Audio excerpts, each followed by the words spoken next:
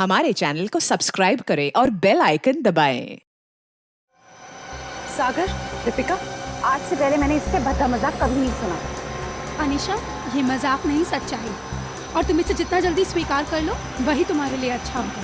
नहीं, मैं तुम दोनों को ऐसा कदम नहीं उठाने दूंगी। तुम बेवजह परेशान हो रही हो अनिशा। हम जो कुछ भी कर रहे हैं उसमें हम सबका फायदा है और तुम्हारा भी। सागर, नुकसान और फायदे से पहले सही और गलत के बारे में भी सोचना चाहिए। बस अनिशा, ये नैतिक विज्ञान का लेक्चर देके हमें बोर करना बंद करो, और तुम्हारा ये लेक्चर सुन के हम लोग अपना फैसला नहीं बदलेंगे। देख लेना, तुम दोनों बहुत पछताओगे। ओ नो, ये गाड़ी तो हमारी तरफ आ रही है। अब क्या करें?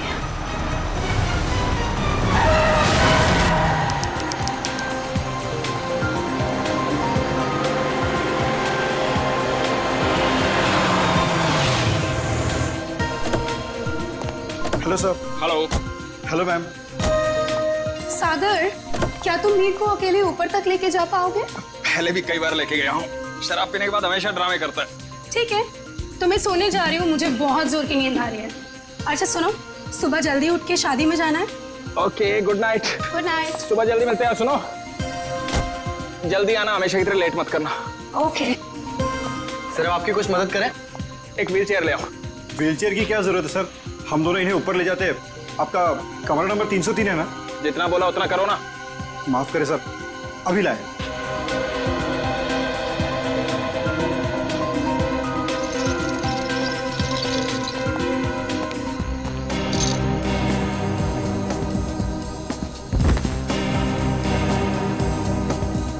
उठाओ इसे।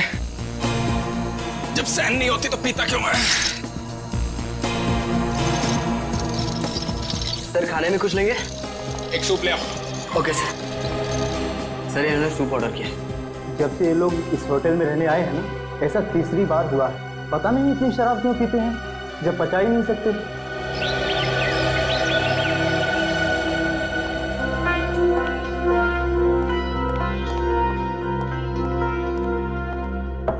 अगर साहब, मीर साहब, सर रूम सर्विस।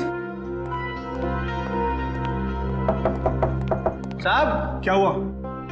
दरवाजा नहीं खोले? नहीं, देखना दोपहर हो गई है, लगता है इन्हें रूम की सफाई नहीं करवानी है। हो सकता है शायद सो रहे होंगे।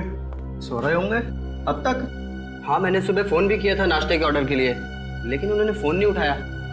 और आज तो उनको किसी शादी में भी जाना था सुबह। शादी में भी जाना था और अब तक सो भी रहे हैं, मतलब जरूर कुछ गड़बड़ है। तुम यहीं रुको, मैं मैनेजर साहब को लेके आता हूँ। ठीक है। मैं दीपिका जी को। साहब, साहब, साहब, दरवाजा खोलिए। देखिए मैडम, दोनों में से कोई भी दरवाजा नहीं खोल रहा है। सागर, सागर, दरवाजा खोलो। मीर, दरवाजा खोलो। सागर, हमें चिंता आ रही है, दरवाजा खोलो। मिस्टर मीर का तो समझ में आ रहा है, लेकिन सागर जी, वो तो कल रात नशे में भी नहीं थे। मैं फोन करती हूँ। फोन भी नहीं उठा रहे। मैम, अगर आप इजाजत है तो मैं मास्टर की से दरवाजा खोल सकता हूँ। हाँ प्लीज।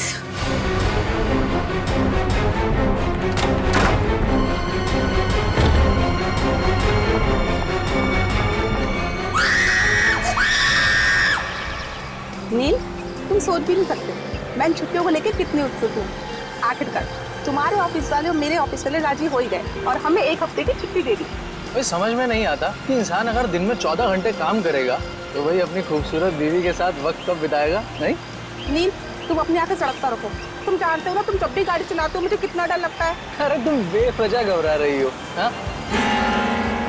अरे वो देखो, वो क्या है? वहाँ कोई लड़की जख्मी पड़ी है। देखो देखो। नील, हमें उसकी मदद करनी चाहिए। हाँ। सुनिए, सुनिए, आंखें खोलिए।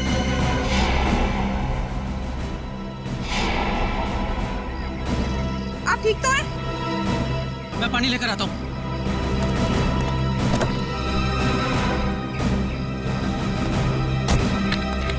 ये लो। पानी पीजिए। आंखें खोलिए। सुनिए, आप ठीक तो हैं? सीआईडी? नील, हमें इनको अस्पताल लेकर चलना चाहिए। हाँ, और मैं सीआईडी को भी खबर कर देता हूँ। हाँ ठीक है।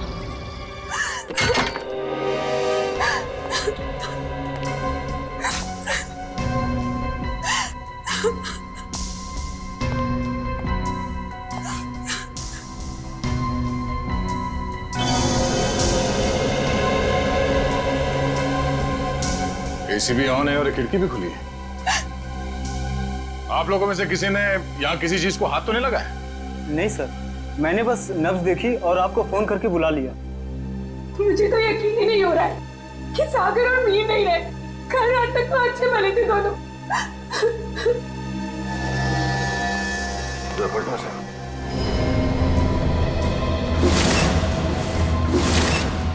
ये देखो फ्रेडी, मीर का खून गला घोट के किया गया है।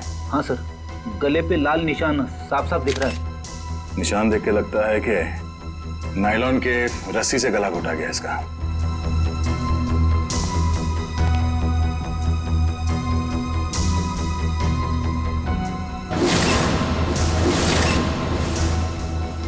कमाल है, सागर के शरीर पे कहीं भी चोट या जख्म का कोई निशान नहीं है।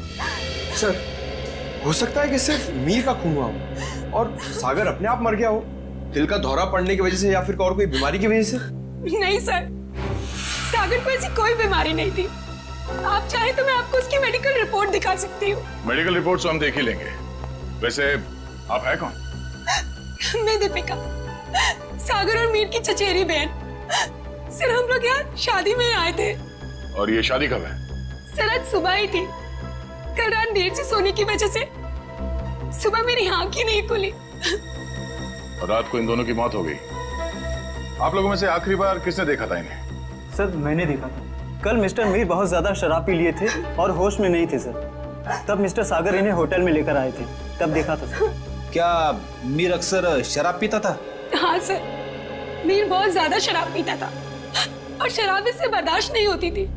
उसके बाद किसी ने देखा इन्हें? हो सकता है कोई कमरे में आया हो रूम सर्विस के लिए या किसी और काम के लिए।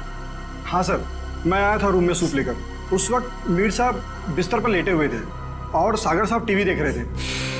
उस वक्त टाइम क्या हुआ था? करीब 12:30 बजे। 12:30 बजे, मतलब उसके बाद इस कमरे का दरवाजा खुला नहीं है। आप लोगों ने आधे घंटे पहले दूसरी चाबी से दरवाजा खोला, राइट? जी सर। इसका मतलब है कोई और आया था यहाँ इस कमरे में, कोई तीसरा आदमी, शायद इस खिड़की से। ये नामुमकिन है सर। हमारे सिक्योरिटी गार्ड हर वक्त नीचे पहरा देते रहते हैं, तो कोई खिड़की से कैसे आ सकता है? कोई गेस्ट आया था इनसे मिलने के लिए? नहीं, कोई गेस्ट अंदर नहीं आया, कोई खिड़की से अंदर नहीं आया। इसका मतलब है खून होटल के स्टाफ में से किसी ने किया है, ठीक उसी तरीके से। और शायद वो इस दरवाजे से ही अंदर आया, दूसरे चाबी से ये कमरे का दरवाजा खोला गया।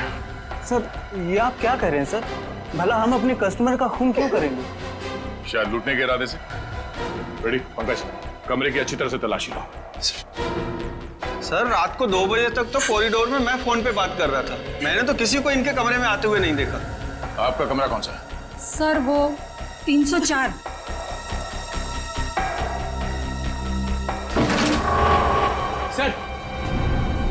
सर इस ड्रॉर में पैसे मिले सर। पैसे? ओह, मतलब ये खून पैसों के लिए नहीं किया गया। और कमरे की हालत भी एकदम दुरुस्त है, ऐसा लगता नहीं है कि कोई हाथापाई हुई यहाँ पे। हाँ सर, अगर कोई बाहर वाला आदमी होता तो अपनी जान बचाने के लिए इन्होंने हाथापाई तो की होती। इसका मतलब ये है कि जो कोई भी था वो जान पहचान वाला ही था। क्यों Deepika ji?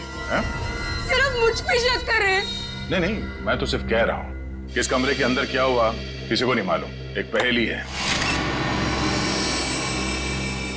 Sir mobile phone मिला है। सर ये तो सागर का फोन है। सागर का फोन? और मीर का फोन मिला? नहीं। मीर का फोन? सर पता नहीं कहाँ है। कोई बात नहीं, हम पता लगा लेंगे। बड़ी पंकज, आसपास दूसरे कमरों की भी तलाशी लो और यहाँ पे जितने उंगलियों के निशान मिलते हैं सब उठा लो। हेलो, हाँ क्या? कहाँ पे? एक्सक्यूज मी, ये वार्ड नंबर 3 का है? उस तरफ। इस तरफ? आप लोग सीआईडी से हैं? जी हाँ, नील आप ही हैं? जी। आप ही ने हमारे सीनियर इंस्पेक्टर मिस्टर दया को फोन किया था, एक मरीज को हमारी जरूरत है। हाँ सर, वो एक लड़की है, वो मुझे और मेरी पत्नी को मरुआ रोड पे एक खाई के पास घायल अवस्था में मिली थी। घायल अवस्था में? जी हाँ सर, ऐसा लगता है जैसे किसी ने उन्हें जानबूझकर खाई में फेंक दिया था। तो देख सकते हैं कहाँ है वो? हाँ आइए सर। ठीक है।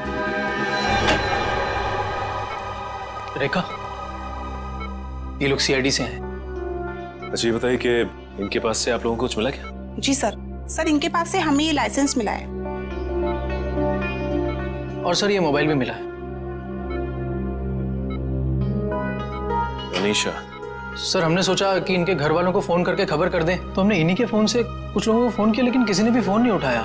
किसी ने भी फोन नहीं उठाया? हाँ सर। दीपिका, सागर, मीर। अरे सर, ये तो वही लोग हैं। इन सबको फोन किया था तुमने? जी हाँ सर, इनके फोन लिस्ट में इनकी सबसे ज्यादा बात इन्हीं लोगों से हुई थी, इसलिए। ठीक है, इनकी जान बचाने का बहुत बहुत शुक्रिया। आप लोगों की जरूरत पड़ेगी तो हम आपको इन्फॉर्म करेंगे। फिलहाल आप लोग जा सकते हैं। Thank you. डॉक्टर साहब, अब इनकी तबीयत कैसी है? सर इन्हें मामूली चोटें लगी है, पर सदमे की वजह से ये बेहोश हो गई थी। अब ये ठीक है। इनसे बात तो कर सकते हैं ना? जी सर। अनीशा जी आंखें खोलिए। देखिए ये सीआईडी वाले आपसे कुछ बात करना चाहते हैं। देखिए अनीशा जी, आप घबराइए मत। आप ये बताइए कि आपके साथ क्या हुआ था, और ये दीपिका, मीर और सागर आपके लगते क्या है? वो मेरे चचेरे भाई बहन हैं, पर उन्होंने उसके साथ क्या किया? किसके साथ? मीर के साथ।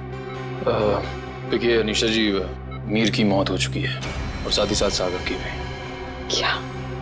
हे भगवान, मुझे पहले ही लग रहा था जैसे कुछ गलत होने वाला है। अनीशा जी, आप क्या कहना चाहती हैं? प्लीज साफ साफ कहिए। हमारे एक रिश्तेदार की शादी होने वाली थी।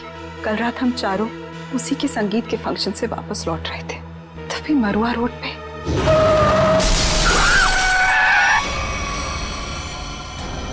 तुम दोनों ठीक तो हो ना? हाँ, हम ठीक हैं। घबराओ मत, ये हमारा ही प्लान था। क्या? चलो।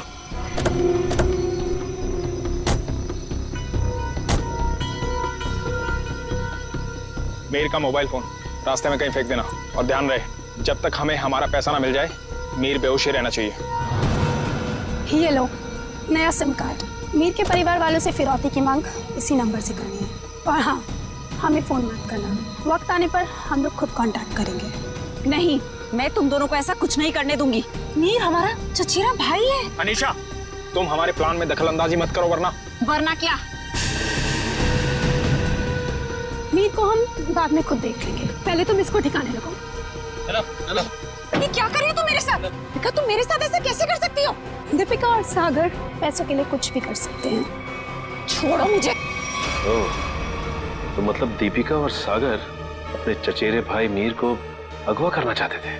हाँ सर, अगर ये बात मुझे पहले पता होती कि उनके दिमाग में ऐसी कोई खिचड़ी पक रही है, तो मैं मीर को पहले ही सावधान कर देती। लेकिन मैं भी फंस गई बेवजह उनके प्लान में, और जब मैंने उनका साथ देने से इनकार कर दिया, तो उन्होंने मुझे चलती गाड़ी से नीचे खाई में फेंक दिया। क्या जमाना आ गया है? रिश्तेदार एक दूसरे के साथ ऐसी घिनौनी हरकत कर सकते हैं? वो तो अच्छा हुआ, वहाँ एक पेड़ की वजह से मैं खाई में नीचे गिरते गिरते बच गई, वरना मैं भी मीर के साथ मारी जाती। मगर सागर की मौत कैसे हुई? इसी का पता हम भी लगा रहे हैं। सर, लगता है दीपिका इस पूरे जुर्म में मिली हुई है। उसी ने होटल के कमरे में जाके दोनों को मार दिया। वही तो, तभी तो उसने हमें अनीशा जी के बारे में भी नहीं बताया। लेकिन वो मीर को मारेंगे क्यों? वो तो सिर्फ उससे पैसे चाहते थे। तभी तो वहां पे उन्होंने कुछ गुंडों को भी बुलाया था, जिससे कि मीर को पता ना चल पाए कि उसे अगवा किया किसने। हो सकता है सागर और दीपिका के बीच में पैसे के बंटवारे को लेके लड़ाई झगड़ा हो, और इसीलिए वो लोग अपने प्लान में कामयाब नहीं हो सके। हेलो पंकज, हमें शक है कि मीर और सागर के खून में दीपिका का हाथ है। एक काम करो, उसे जल्द से जल्द अरेस्ट कर लो। क्या दीपिका भाग गई? ठीक है। दीपिका होटल से भाग गई? फ्रेडी, दीपिका भाग गई। अनीशा जी, इस केस को सॉल्व करने में हमें आपकी मदद चाहिए। जरूर सर, मैं आपकी मदद करने के लिए तैयार हूँ। क्या बात है डॉक्टर साहब, बड़ी मेहनत हो रही है। आपकी डॉक्टर तारिका, वो तो चली गई छुट्टी लेकर के, और दो लाशों का बोझ मेरे कंधों पर। अरे सर, तारिका जी को थोड़ी ना मालूम था कि ऐसा केस आने वाला है, और वैसे भी उन्होंने पहले से आपसे छुट्टी ली थी, और सारी टिकट वगैरह पहले से ही बुक हो चुकी थी। हाँ सर, अभिजीत ने खुद लाइन में लगकर टिकट की बुकिंग करवाई थी तारिका जी के लिए। हाँ। है ना? अरे यार, ये राज की बातें तू सबके सामने हाँ साळुंखे, अब तक तो तूने मेरे हुनर ऑफिसर्स को बता ही दिया होगा कि मौत हुई कैसे। बस आपके ये होनहार ऑफिसर, इन्हें किसी और चीज से फुर्सत मिले तो लाश की बात करें ना। देखिए सर, हम लोग यहाँ सिर्फ लाश की बातें ही करने आए हैं। Oh, really? जी बताइए बताइए। बस इस मीर की मौत हुई है गला दबाने की वजह से। किसी ने बहुत ही होशियारी के साथ इसकी रेगुलर वेन को दबा दिया और तोड़ दिया, और ये काम किसी एक्सपर्ट का है। वो अच्छी तरह से जानता है कि गले के कौन से हिस्से को दबाने से जल्दी से मौत हो जाएगी। मीर ने शराब भी पी रखी थी ना?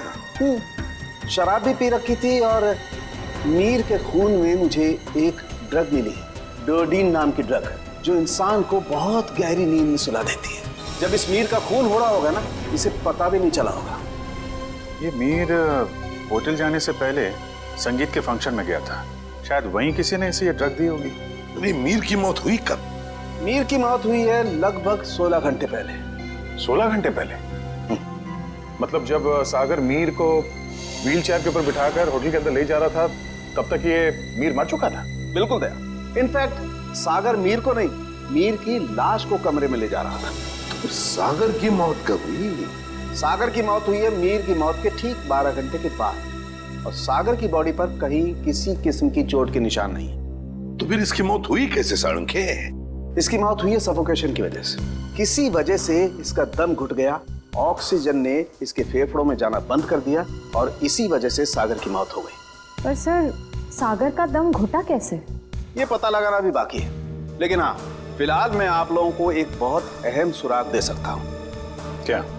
क्या सुराग? एक मिनट।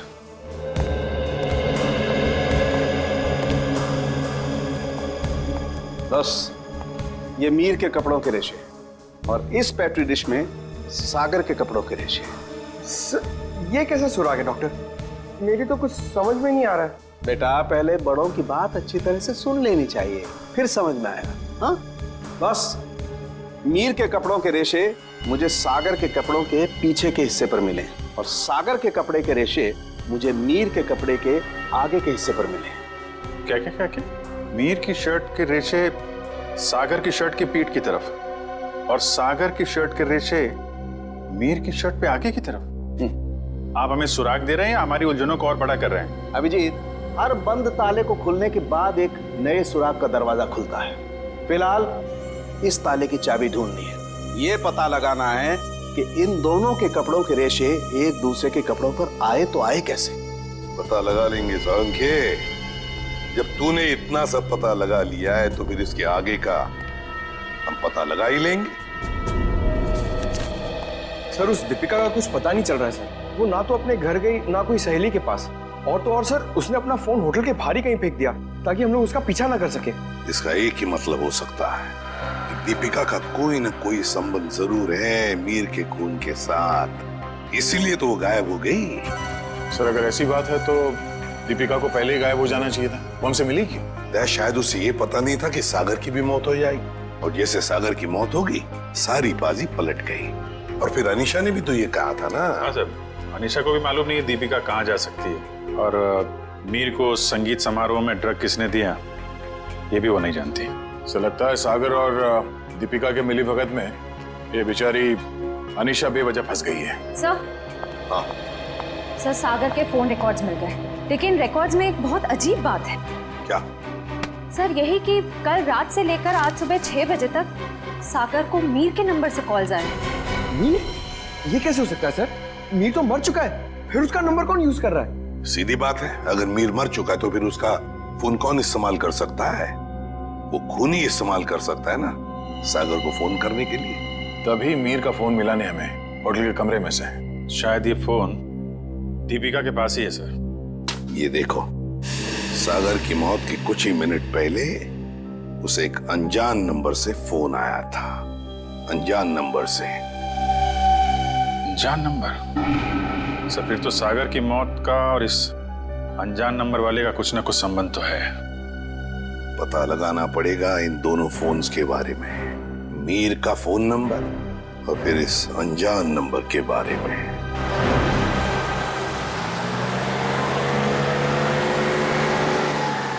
बस आप यहीं गाड़ी रोक दीजिए।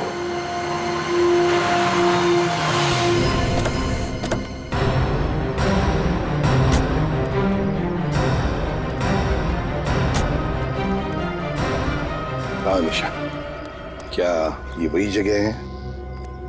हाँ सर, ये वही जगह है जहाँ गुंडों ने हमारी गाड़ी रोकी थी और फिर मुझे दूसरी गाड़ी में डाल दिया खाई में फेंकने के लिए। और दीपिका और सागर उस दिशा में चले गए थे। दीपिका और सागर उस दिशा में चले गए? जी सर। लेकिन एक बात बताओ निशा, तुम्हें पूरा यकीन है कि ये वही जगह है, वही सड़क है? रात का समय था, हो सकता है तुम कुछ भूल कर रही हो। नहीं सर, मुझे पूरा यकीन है ये वही जगह है। जब गुंडे हमारी गाड़ी के आगे आए थे तो हमारी गाड़ी वो पेड़ से टकराई थी। उस पेड़ से? जी सर।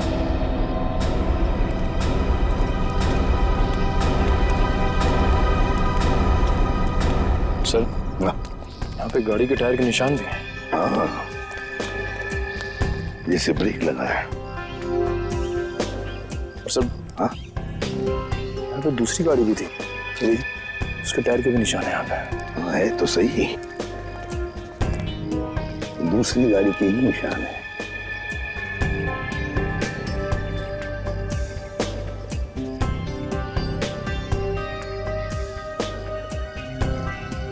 ये देखो,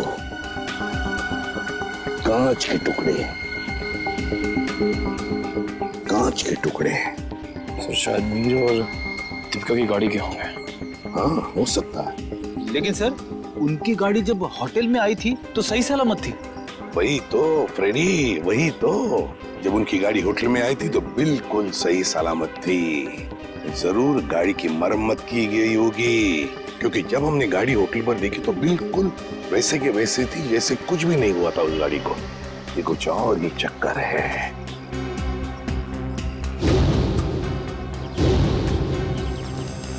गोली? निखिल, थोड़ा सेब देना।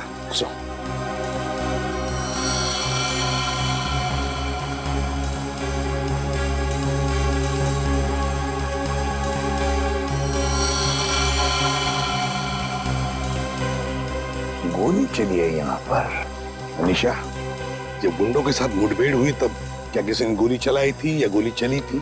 नहीं सर, मेरे सामने तो नहीं चलाई, पर हो सकता है मेरे जाने के बाद चली हो। तुम्हारे जाने के बाद? अनीशा के जाने के बाद गोली चली थी?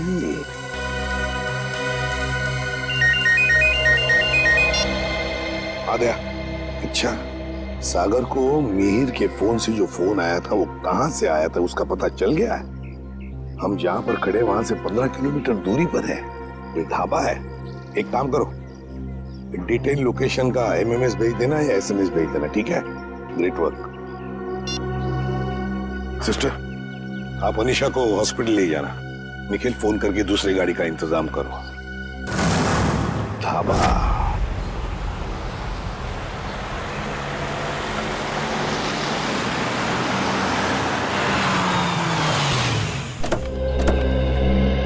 ये है वो प्रकाश ढाबा, यहाँ से किया गया था सागर को फोन। आइए आइए साहब, क्या खिलाऊं आपको? दाल मखनी, कढ़ाई पनीर या फिर सरसों का साग? बस कर यार, और नाम मत लेना वरना मेरे चूहों में पेट दौड़ने लगेंगे। सॉरी सर, मेरे पेट में चूहे दौड़ने लगेंगे। तो अच्छी बात है ना साहब, हमारा धंधा और बढ़ेगा। देखो, हम यहाँ खाना खाने के लिए नहीं, तहकीकात करने के लिए आए हैं। हम लोग सीआईडी से हैं। सीआईडी? तू चुप रहे छोटू। साहब, हुआ क्या है? हमने तो कुछ नहीं किया। हाँ, वो तो पता लगा ही लेंगे। खैर, पहले ये बताओ, 14 तारीख की रात को क्या तुम्हारे यहाँ एक कस्टमर आया था जो रात भर तुम्हारे इस ढाबे पर ही था? रात भर?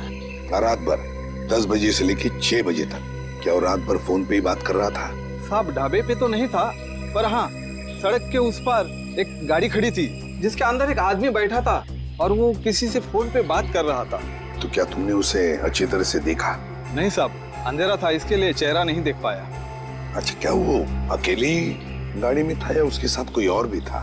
उसके साथ ड्राइवर था साहब, वो 2-3 दफा चाय लेने आया, खुद के लिए और वो दूसरे आदमी के लिए भी। और हाँ साहब, उसने कैंची भी तो मांगी थी। हाँ। कैंची मांगी थी? वो किस लिए? क्या मालूम साहब, बड़ा ही अजीब था वो ड्राइवर। गाड़ी से उतरा, मिट्टी और पत्थर जमा करके फिर से गाड़ी में बैठ गया। क्या जमाना आ गया है सर, आजकल लोग सड़क पर से पत्थर और मिट्टी भी चुराने लगे। किसी और काम के लिए फ्रेडी, पत्थर और मिट्टी किसी और काम के लिए। क्या वो ड्राइवर भी फोन पे बात कर रहा था? नहीं साहब, जो पीछे बैठा था वही आदमी बात कर रहा था। ड्राइवर को तो तुमने अच्छी तरह से देखा है ना? हाँ। तो हमारे लिए उसका एक स्केच बनवाओ, ठीक है? हाँ।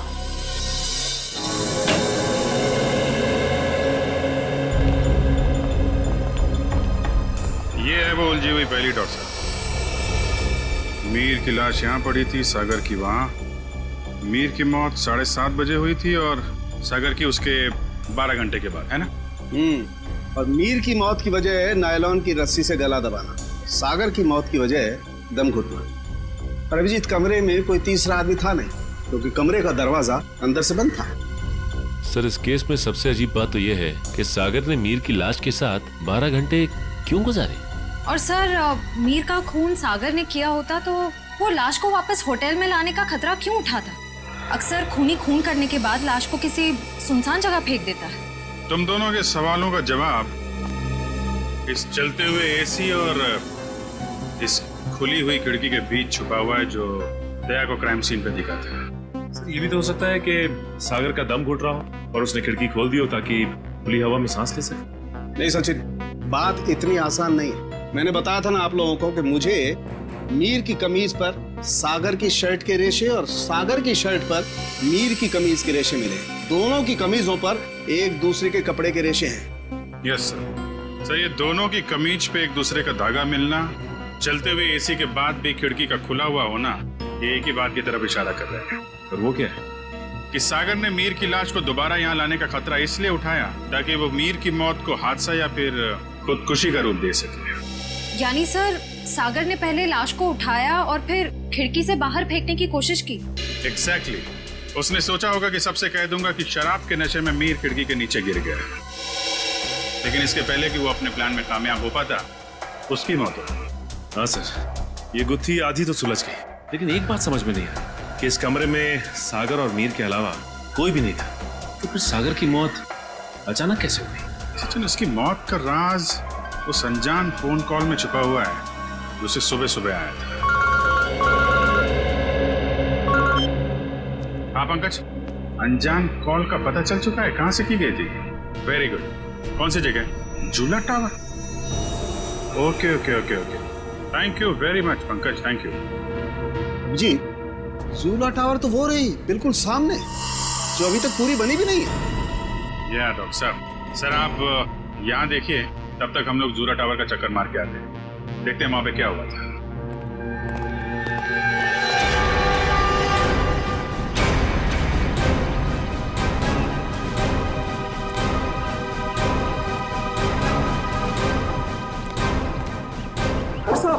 कौन है आप लोग? कहाँ जा रहे हैं? रेडी से हम लोग, हमारी ससुराल वाले। सीआईडी? कुछ हुआ है क्या साहब? क्या बात है साहब? साहब कुछ तो बताइए। चुपचाप आओ, पीछे पीछे हमारे, समझे?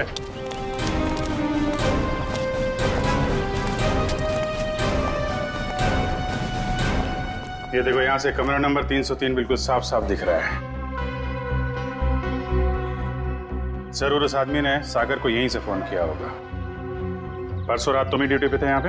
हाँ साहब, मैं तो हर रात यहाँ ड्यूटी पर ही रहता हूँ। तो जरा ठीक से याद करके बताओ, परसों रात यहाँ पे कोई अजनबी आया था इस बिल्डिंग में? साहब कुछ कॉलेज के बच्चे थे, कह रहे थे किसी पिक्चर की शूटिंग करनी है।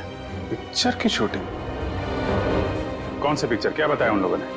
उन्होंने कहा तो छोटी सी पिक्चर की शूटिंग करनी है कॉलेज के एग्जाम के लिए। उन्होंने मुझे 15,000 रुपये दिए और तुमने उन्हें अनुमति दे दी यहाँ शूट करने की? जी, मुझे लगा मेरी और मेरे बच्चों की मदद भी हो जाएगी। और खूनी की भी। खूनी? हाँ खूनी। तुम ही बताओ, उन लोगों का नाम नंबर कुछ है तुम्हारे पास? नहीं साहब। अच्छा ये बताओ कि वो बच्चे आए कैसे? साहब वो लोग नीले रंग की गाड़ी में आए थे। नीली गाड़ी? गाड़ी का नंबर क्या? गाड़ी का नंबर याद नहीं, बहुत अंधेरा था। अच्छी चौकीदारी कर रहे हो, उनका नाम पता तक नहीं लिया तुमने, सिर्फ गाड़ी का रंग याद है बस। गलती हो गई साहब। पर हाँ साहब, एक बात है जो शायद आपको कुछ काम आ जाए। क्या बात? साहब वो लोग उस कैमरे की बात कर रहे थे जो आपने साथ लेकर के आए थे। कह रहे थे महंगा है, संभाल के रखना, भाड़ा देना है। भाड़े का कैमरा? सर श्रेया और पंकज लगे हुए हैं कि स्टूडेंट्स ने फिल्म का कैमरा कहां से किराए पे लिया था। गुड। और दया, ड्राइवर का स्केच बन गया? हाँ सर, वो स्केच हमने सभी एम्प्लॉयमेंट एजेंसी में भेज दी है। बहुत जल्द उसकी पहचान हमारे सामने होगी। तू यहाँ? हाँ यार, लैब में बैठा बैठा बोर हो रहा था। मैंने सोचा आप लोगों के साथ ब्यूरो में चल के चाय पी लेता हूँ। अरे चाय तो हम आपको जरूर पिलाएंगे डॉक्टर साहब, लेकिन ऐसा कौन सा सबूत हाथ लग गया है जो आप भागे भागे यहाँ चले आए? सुराग हाथ में तो नहीं लगाया अभिजीत, लेकिन लगने वाला है। ये देखो, ये चार्ट देख रहे हो? ये तो कोई कैलकुलेशन चार्ट लगता है। किस चीज का चार्ट है ये? बॉस, ये मीर और सागर की मौत का कैलकुलेशन चार्ट है। अगर मेरी कैलकुलेशन सही निकल गई ना, तो इस सागर के दम घुटने का राज यूं पता चल जाएगा, यूं। सर आइए। सर, ये मिस्टर सोहन है। उन कॉलेज स्टूडेंट्स को कैमरा किराए पे इन्होंने ही दिया था। कौन से कॉलेज के स्टूडेंट्स थे वो? Sir, QR institute of medical science and research centre. ये मेडिकल कॉलेज के बच्चों को फिल्म मेकिंग में कहां से इंटरेस्ट होने लगा? कितने लोग आए थे? सर, 4 स्टूडेंट्स थे। 4 लोग? तो उनमें से किसी ने तो अपना नाम बताया होगा। हाँ सर, एक लड़के ने अपना नाम और नंबर दिया था। क्या नाम है उसका? सुनील। सर नंबर बंद आ रहा है उसका, रास्ते भर ट्राई कर रहा था मैं। जरूर इस मेडिकल स्टूडेंट में से कोई है जो इन दोनों पर नजर रख रहा था, मीर और सागर पर। हाँ सर, और सुबह जिस प्राइवेट नंबर से सागर को फोन आया था वो भी इनमें से किसी ने किया होगा। बस इस मेडिकल कॉलेज में जाकर इन स्टूडेंट्स से मिलो, जरूर कोई ना कोई सुराग तो मिलेगा ही मिलेगा। हेलो, ड्राइवर का पता चल गया? कहाँ रहता है वो?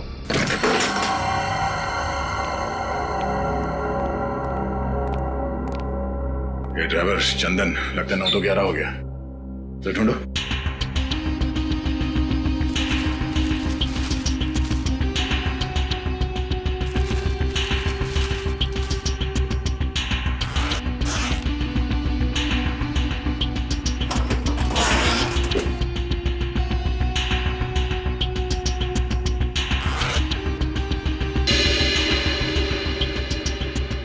पंकज, पैसों का बैग तो यहीं पे है। पैसों का बैग, इसका मतलब वो शहर छोड़ के भागा नहीं है। पैसे लेने जरूर वापस आएगा। अरे भाई साहब, जी साहब इधर आना। जी साहब। अरे ये चंदन कहाँ गया, कुछ पता है क्या? गाड़ी तो यही है, यही कहीं होगा। ठीक है, आप जाइए। कहीं ये वही गाड़ी तो नहीं जिसे ढाबे वाले ने देखा था? चलो देखते हैं।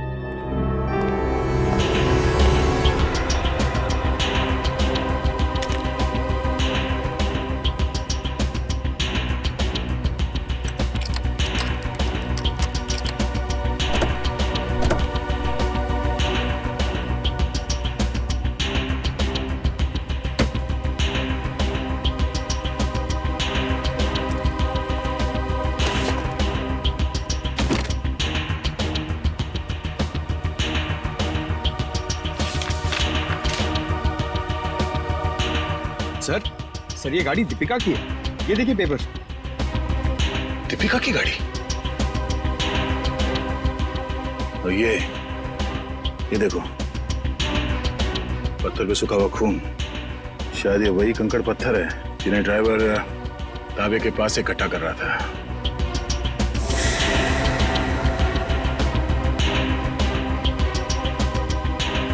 और ये कैंची भी किस चीज के लिए इस्तेमाल किया होगा उसने? सर मुझे तो कुछ समझ में ही नहीं आ रहा है। गाड़ी का ड्राइवर भी गायब है, ये पत्थर, कैंची, इन सब चीजों का क्या संबंध है सर? पंकज, वो भी पता चल जाएगा कि जो कोई भी इस गाड़ी के पिछले सीट में बैठा था वही पूरी रात मीर के फोन के जरिए सागर से बात कर रहा था। और अब ये सूखा हुआ खून बहुत जल्द हमें उसकी असली पहचान बता देगा। करण, तू 2 दिन से क्लास क्यों नहीं आ रहा? प्रोफेसर अमन बहुत नाराज हो रहे थे। क्या करूं यार, बुखार उतर ही नहीं रहा। लगता है मुझे फ्लू हो गया। बुखार? इसका माथा तो बिल्कुल ठंडा है। सर, तुम चारों ने अपने आप को बहुत बड़ी मुसीबत में डाल लिया है। कैसी मुसीबत सर? का जवाब मैं नहीं, सीआईडी देगी। सीआईडी? बिरजू, आप सब लोग यहाँ? बहुत बड़ी भूल है जो तुम लोग को शूटिंग करने दी। सीआईडी के चक्कर में फंस गया मैं। लेकिन सीआईडी क्यों? शूटिंग करना कोई गैर कानूनी काम थोड़ी है। शूटिंग करना गैर कानूनी नहीं है, लेकिन खूनी की मदद करना गैर कानूनी है और इसके लिए तुम सबको जेल हो सकती है, समझे? सर खून? हमने किसी खूनी की मदद नहीं की सर। जिस वक्त तुम लोग बिल्डिंग में शूटिंग कर रहे थे उसी वक्त बिल्डिंग के सामने वाले होटल रॉयल मून में एक जुर्म को अंजाम दिया जा रहा था और इस काम में तुम में से किसी ने खूनी की मदद की है। नहीं सर, हम ऐसा क्यों करेंगे? हम स्टूडेंट्स हैं, हम डॉक्टरी की पढ़ाई कर रहे हैं और ऐसा कुछ करके हम हमारा भविष्य अंधकार में क्यों डालेंगे? इसका पता तो अभी चल जाएगा। अच्छा ये बताओ कि जिस वक्त शूटिंग चल रही थी तुम में से कोई कुछ वक्त के लिए बाहर गया था क्या?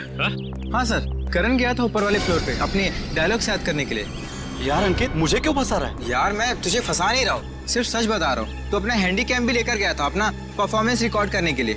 हाँ सर, हैंडी कैम लेकर गया था, लेकिन जब वो वापस आया उसमें कोई वीडियो नहीं था। यार वो गलती से डिलीट हो गया था। देखो करण, झूठ मत बोलो, क्योंकि एक झूठ को छुपाने के लिए तुम 100 झूठ बोलोगे, लेकिन ये तुम सीआईडी के सामने नहीं कर सकते, समझे? इसलिए तुम्हारी भलाई इसी में है कि सब कुछ सच सच बताओ। बोलो। ये ठीक कह रहे हैं, जो कुछ भी हुआ है करण सच सच बता दो।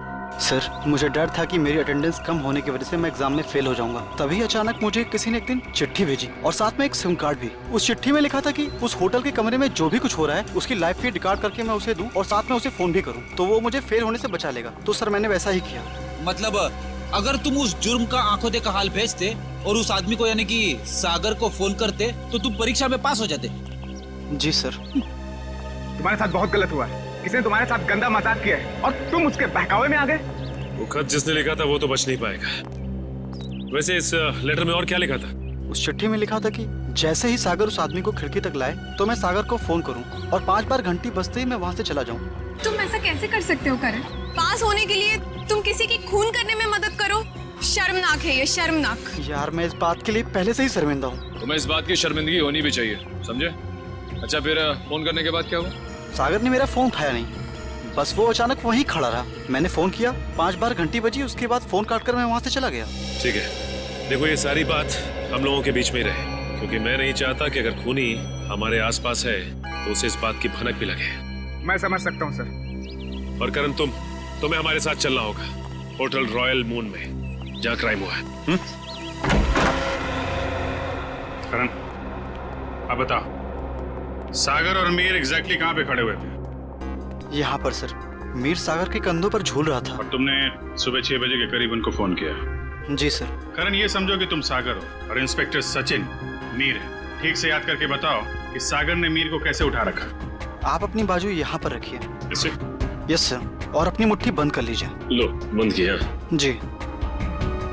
ओह, तो इसका मतलब मीर के हाथ सागर के कंधों पे नहीं बल्कि गर्दन के पास थे। जी सर। इस तरह से?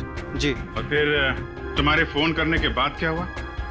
मुझे कहा गया था कि फोन का रिंग 5 बार बजने के बाद तुम वहाँ से चले जाना। फोन तो बजा पर फोन सागर ने उठाया नहीं। उठाता कैसे भैया? उस वक्त तो मीर सागर का खून कर रहा था। मीर सागर का खून कर रहा था? सर ये कैसे मुमकिन है? मीर तो खुद एक लाश था। तो तुमसे किसने कहा श्रेया की लाश खून नहीं कर सकती?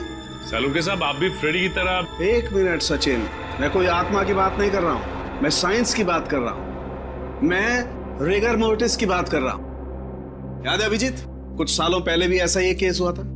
तुम पूछना अपने एसीपी साहब से, उस केस में एक लाश ने एक आदमी को गोली मारी थी।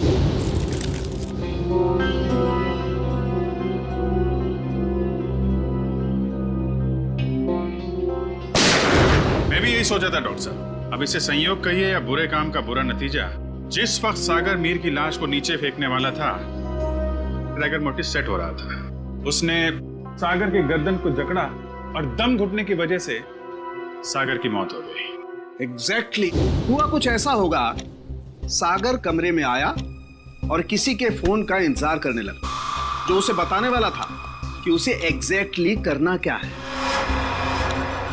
फोन आने के बाद सागर ने मीर को बिस्तर से उठाया और उसे खिड़की की तरफ लेके गया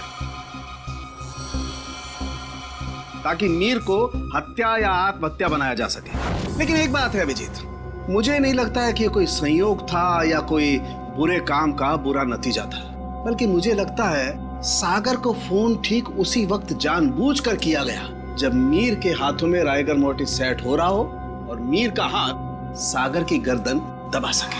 आपकी बात में दम है सालुंके साहब, वरना सागर के पास तो पूरी रात थी इस जुर्म को अंजाम देने के लिए। उसने सुबह तक इंतजार किया ही क्यों? क्योंकि वो चाहता था कि मीर के साथ साथ सागर का भी टिकट कट जाए और उस तक पहुंचने के सारे रास्ते बंद हो जाएं। कानून उस तक पहुंच ही ना पाए।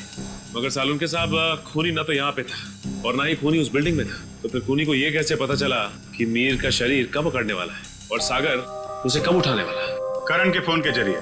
मगर सर, सागर ने मेरा फोन तो उठाया ही नहीं।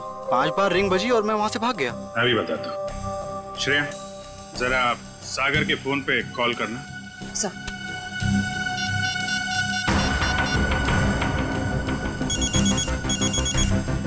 ठीक है। सचिन, अब जरा तुम कॉल करना।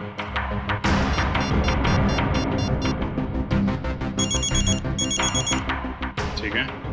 करण, अब तुम अपने फोन से सागर को कॉल करो।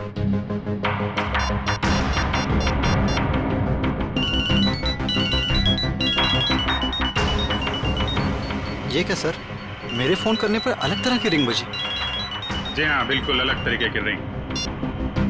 एक ऐसी रिंग जिसने सागर को सम्मोहित कर दिया, हिप्नोटाइज।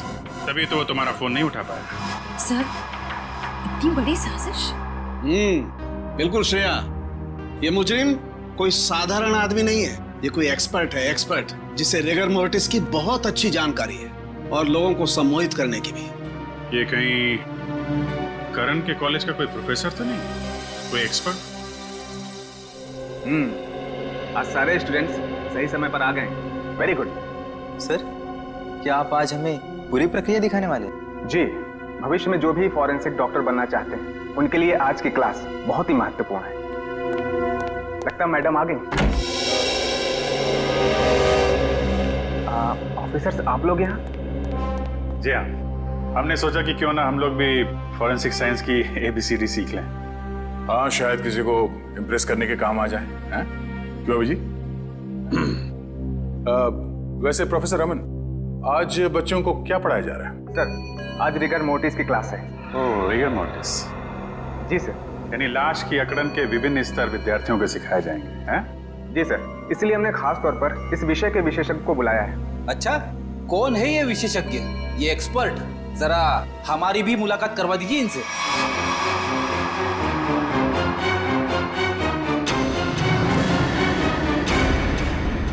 अरे विशेषज्ञ को नहीं पहचाना तुमने? हैं?